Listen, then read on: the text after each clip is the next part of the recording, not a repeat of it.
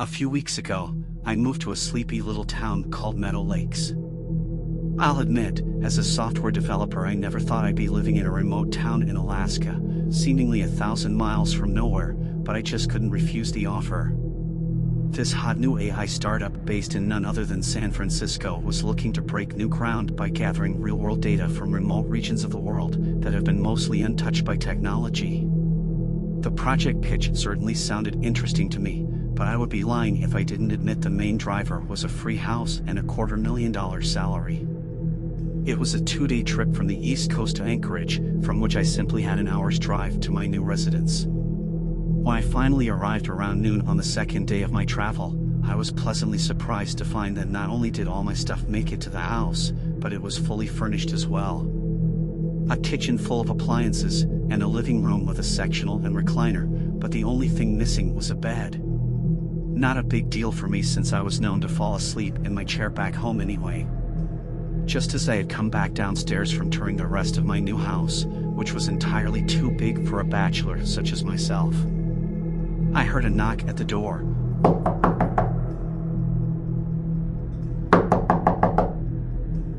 Upon answering the knock, I was greeted by a rather skinny, middle-aged man with dark gray hair and one of the goofiest smiles I had ever seen. He greeted me good morning and asked me if I was new here. He told me his name was Lenny and he was my neighbor next door. He seemed like a nice guy. He told me I could ask for help from him whenever I wanted. Then suddenly Lenny's face immediately switched to a more serious look.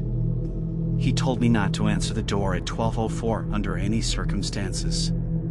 He was not joking about this, I could see it in his face. After exchanging pleasantries with Lenny, I mentioned that I was tired from all the traveling, but I would connect with him later in the week.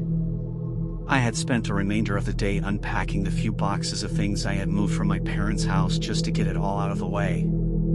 If I hadn't done so immediately, then anything left in the box would stay that way. The sun had set at this point in the day, and I was settled into my new recliner dozing off. It felt as if my eyes had only been closed for 5 minutes when I jumped awake, nearly falling out of my chair, at the sound of a loud banging on the front door.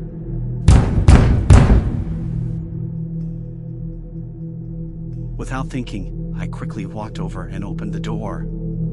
It was Lenny. "You didn't even look at the time, did you?" Lenny said in an oddly terrified voice. Whatever nonsense he was spewing at this point, he certainly seemed to believe it.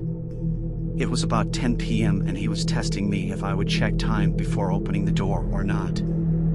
I told him I'll pay close attention next time in an annoyed tone. Lenny walked away with a nod as I closed the front door and made for my chair in the living room. Although Lenny's interruption was rather irritating, I've always had a knack for quickly falling back to sleep more often than not. This time must not have been much different from the usual, because I barely remember reclining my chair before passing back out. I was once again awakened by someone's knocking on the door.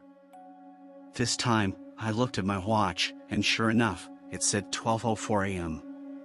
Lenny was committed to whatever fantasy was going on in his mind, but my patience was wearing thin, and I fully planned on letting him know exactly how I felt about getting woken up by nonsense twice in the same night. A few minutes later, I walked up to the door and said, "Lenny, I know it's you. I remembered your silly warning about 12:04. I waited for his answer. The knocking had immediately stopped, and there was nothing but silence. Completely uninterested in seeing Lenny's face again, I turned back towards the living room. Upon taking the first step away from the front door, I heard a chilling voice that seemed like it was Lenny. He said, "Please. I'm not playing this time. Something is wrong. I don't feel right." Annoyed at how much I cared about a man I had only just met less than a day ago, I opened the front door, but there was no one around. "This needs to stop, Lenny," I yelled in both anger and frustration. Upon receiving no response, I backed up into the kitchen and slammed the door shut. I told myself if Lenny knocks again, I'm immediately going to call the police and let them sort it out. Upon turning around, it felt like my heart stopped as my eyes caught sight of a dark figure rushing towards me.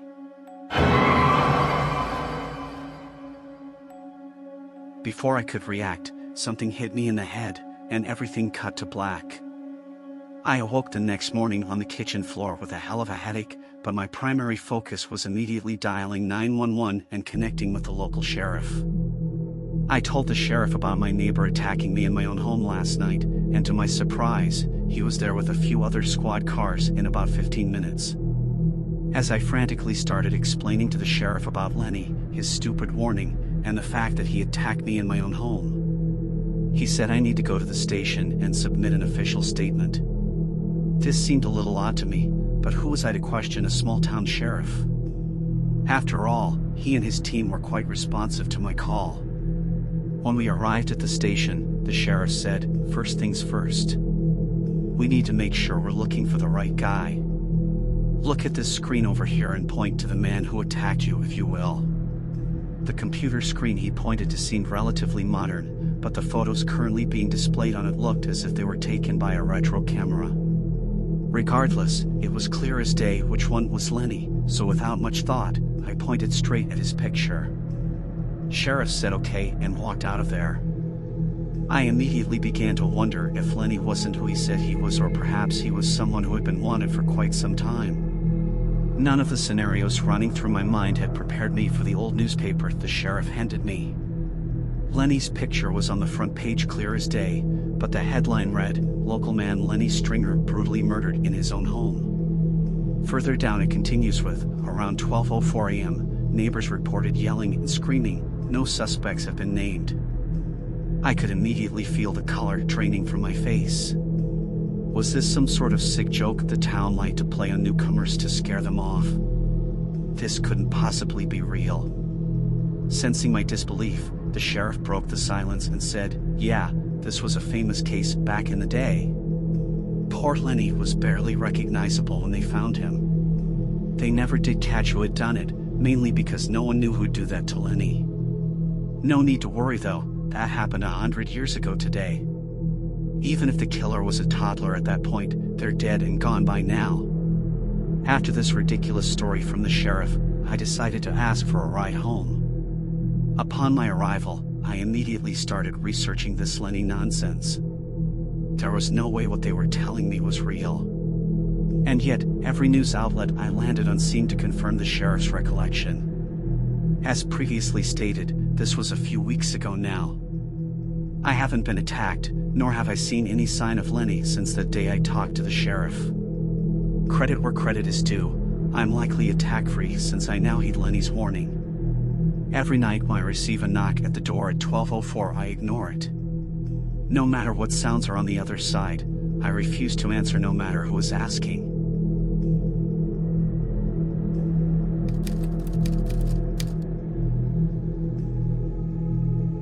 So I am a 34-year-old male living in a rural town in New Mexico. I had just gotten a divorce with my wife. This is relevant because it was the reason I had to find a new home. I had been searching for several months to find a house that was big enough for my 4 girls. Money was tight for me because of the divorce, so it took me a while. As soon as I was about to lose hope in finding a house that could give me and my girls enough space, I found one. It was a big house in the middle of nowhere. Taking them to school wasn't a problem because the girls would spend time at my house during weekends and breaks. I bought the house and I can't deny it was a little nerve-wracking to be living so far away from the nearest town. At the daytime, it was peaceful and so quiet. This peacefulness from the daytime helped me get over my recent divorce. Things were going fairly well when I moved into my new home. I now had a lot of space and freedom to work on myself. After I was done unpacking, I decided to take a break, so I turned on the TV and cracked open a beer to wind down. I then started to drift off until I heard a loud bang. It was the sound of my windows shutting. I had forgotten to close the windows and the wind had shut it. I decided it was getting late anyway, so I closed the windows and headed to my room. That's when I heard a whisper.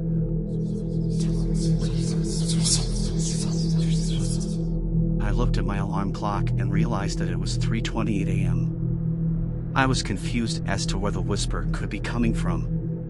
My daughters were at their mother's house for the next few days. I was supposed to be alone in this house. I was awake for 30 minutes and played it off as being the stress of my recent divorce. Nothing happened for the rest of the night. The next few days, random things started to occur. Locked doors were unlocked and swung open. I could hear the wind blowing, but it sounded like screams, and that's when I heard something in the attic crash. I wasn't aware that we even had an attic because I hadn't moved anything into it. I walked into the attic and found some pottery that had been smashed. I was confused because there was no furniture on which the ceramics could have been placed. It was just an empty room with smashed pottery. I cleaned it up and locked the attic. I was now becoming more concerned about the weekend approaching because my daughters were coming. That day I decided to take my car into town to buy some sage. If you don't know what a sage is, it is said that it can remove negative energy or spirits from the house. I thought that it was possible that there could be negative spirits and energy inhabiting the house. I saged the entire house, seeing it would do anything. It had worked for a few weeks, and my daughters had enjoyed me finding my place. My youngest daughter was 2 at the time, and my oldest daughter was 10. Things soon reverted to their previous ways again. Locked doors started opening. The new thing was that this time I would feel as though the room was spinning, and I was always nauseous. I tried to sage again, but it just seemed to make things worse. With this issue arising, I had been looking to move out, getting out of the rural countryside. I had found a house that was much smaller but was in a town. I told my daughters to come over one last time because I was moving yet again. That night things were strange. I had put my 2 youngest daughters to bed while my 2 eldest daughters and I watched Disney movies. After the movie was finished, I put them both into bed and tucked them in. I wanted to relax for a while, so I turned the TV back. Then I slowly drifted off to sleep. That's when I heard a soft and sweet voice calling me. It was my youngest daughter. I asked her what she was doing, but she didn't answer. She ran into the kitchen, so I followed her in the pure darkness. That's when I started to hear screaming. My other daughters started screaming. I ran into their rooms to find them all in deep sleep. That's when I heard more screams from the kitchen. It was my youngest daughter. She was standing there with a blank expression, fully opening her mouth and eyes. Her expression was so creepy that I was scared for my own daughter. It seemed so unreal. How could a 2-year-old make a face like that? While she was screaming, all the doors and cabinets started swinging open and slamming shut. That's when it all stopped. Everything seemed to freeze. The cabinets and doors stopped moving. My daughter stopped screaming and walked back to her room. I ran after her, but she was already in bed under the covers and seemed undisturbed, like she had been asleep for the whole night. I didn't sleep at all last night. I was just longing to leave this hell house. The next morning, I asked all my daughters if they had heard anything. They all said they hadn't heard anything. I moved on from this moment and trailed off, just telling them that I had a bad dream. I then called the realtor asking if there was anything wrong with the house before I moved out. I needed the closure. The realtor told me that the house was built over a Native American graveyard. I felt devastated that I didn't know about it. After I had moved out of the house, I decided to plant wildflowers and things as such at the house to pay my respects to the people I was living over. Guys, always make sure to ask about your home's background before buying, and if a house has an amazing deal, always make sure to investigate, so you don't regret later.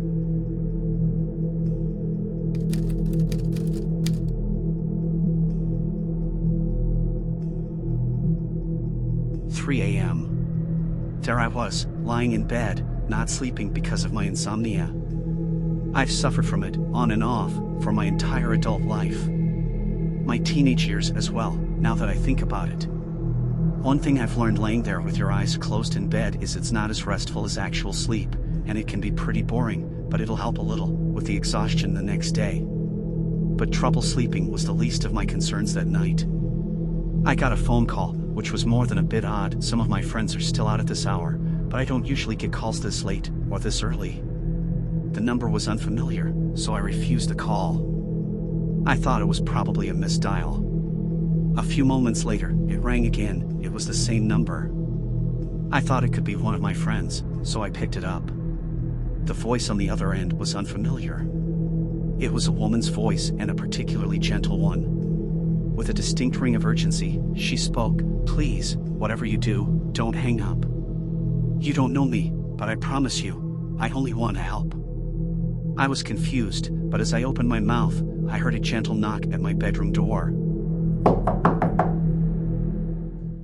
Fear immediately took hold. Somebody was in my apartment. I started to reach for the revolver on my bedside table, but the woman spoke again. "Don't answer the door. It can't get in if it's locked." Ignoring her, I grabbed my gun. As I stood up, she spoke again, louder, more urgently. "Don't unlock your door, please. I promise you, everything will be fine, but you absolutely mustn't let it in." The knock repeated, a bit louder this time, and I found myself hesitating. The woman on the phone breathed a sigh of relief, and my anxiety started to grow. I hadn't said anything yet, so why was she so relieved? She again said, "I know it doesn't make any sense, and I know you don't have any reason to listen to me. But no matter what, I promise you that you will be okay if you just listen to my instructions." I finally responded to her, and asked, "Who are you, and what's going on?" Not the most creative line of questioning, but she answered, "I'm a friend. And you would never believe me, I'm sorry to say. Nobody ever does. But sometimes they listen, and when they do, they make it to the end, they survive, so please don't hang up, and whatever you do, don't unlock your door." As she spoke, she seemed on the verge of tears. Again, I opened my mouth to reply. This time, the knock on the door was booming, the sound of a fist slamming against the thin door. I stepped back and lifted my gun, aiming for the door. I was sweating heavily, my heart pounding in my chest. The air felt thick, and I wanted nothing more than to pull the trigger. And then, all at once, it stopped. I wasn't afraid, or even anxious. The woman on the phone, a bit less tense, said, "It's gone for now, but it will come back, and when it does, you must not open the door." I started to ask another question, but she interrupted me. "You left your front door unlocked. Go unlock it now, please." I stepped warily towards my bedroom door and hesitated for a moment before unlocking it. My apartment seemed untouched, but I knew I could not have imagined the slamming on my door, but not a single thing was out of place. "The front door," the woman reminded me. I put my gun down on the coffee table in the middle of the living room, still holding the phone in my left hand, and moved towards the door. As I reached for it, I suddenly heard footsteps.